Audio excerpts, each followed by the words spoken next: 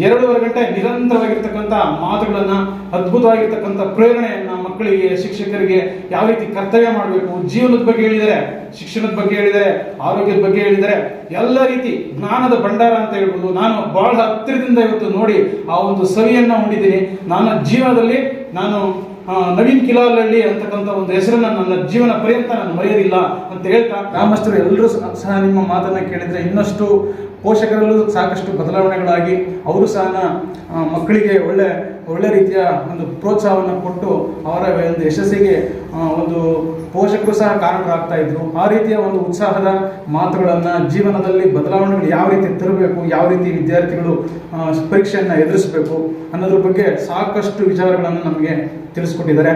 ನಾನು ಪಾವಗಡ ತಾಲೂಕು ನಂದು ಸಹ ಸ್ವಂತ.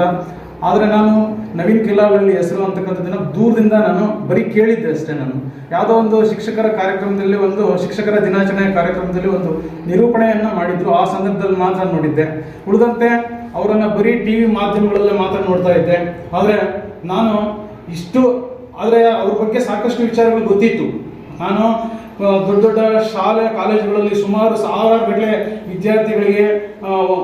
ವಿದ್ಯಾರ್ಥಿಗಳಿರುವಂಥ ಶಾಲಾ ಕಾಲೇಜುಗಳಿಗೆ ಹೋಗಿ ವಿದ್ಯಾರ್ಥಿಗಳನ್ನ ಪ್ರೇರಣೆಯನ್ನು ಮಾಡಿ ಅವರ ಜೀವನದಲ್ಲಿ ಬದಲಾವಣೆಗಳಾಗಲಿಕ್ಕೆ ಸಾಕಷ್ಟು ಪ್ರಭಾವಿತ ಮಾತುಗಳನ್ನು ಹೇಳಿದ್ದಾರೆ. ಆ ಒಂದು ಎಲ್ಲ ರೀತಿಯ TV ಮಾಧ್ಯಮಗಳಲ್ಲಿ ಮಾಹಿತಿಗಳನ್ನು ನಾನು ನೋಡಿದ್ದೆ.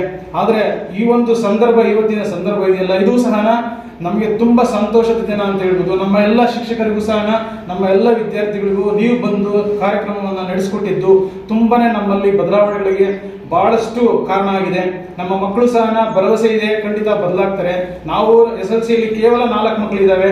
ಆದರೆ ನಾನು ನಿಮ್ಮನ್ನ ಕರೆದಾಗ, ಯಾಕಂದ್ರೆ ನಾವು ಚಿಕ್ಕ ಮಕ್ಕಳಿರುವ ಶಾಲೆಗೆ ಬರ್ತಾರ ಇಲ್ವೋ, ಇವರು ದೊಡ್ಡ ದೊಡ್ಡ ಶಾಲೆಗಳಲ್ಲಿ ಶಾಲಾ ಕಾಲೇಜುಗಳಿಗೆ ಮಾತ್ರ ಹೋಗ್ತಾರೆ, ಅಂತರಿಗೆ ಮಾತ್ರ ಹೋಗ್ಬೋದು ಅಂತ ಒಂದು ಕಾಲೇಜುಗಳಲ್ಲಿ ಅವರು ಪ್ರೋಗ್ರಾಮ್ಗಳಿಗೆ ಕೊಡ್ತಾರೆ.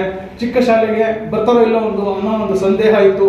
ಆದರೆ ಅವರ ಒಂದು ವ್ಯಕ್ತಿತ್ವ ಎಂಥದ್ದು ಏನು ಅನ್ನೋದನ್ನ ಈ ಒಂದು ನಮ್ಮ ಚಿಕ್ಕ ಶಾಲೆ ಆದರೂ ಸಹ ಪ್ರತಿಯೊಬ್ಬ ಮಗುವನನ್ನು ಸಹ ಏಕಾಗ್ರತೆ ಚಿತ್ರರನ್ನಾಗಿ ಮಾಡಿ, ನಾವು ಯಾರು ಸಹ ಹೊರಗಡೆ ಸಹ ಹೋಗಿಲ್ಲ.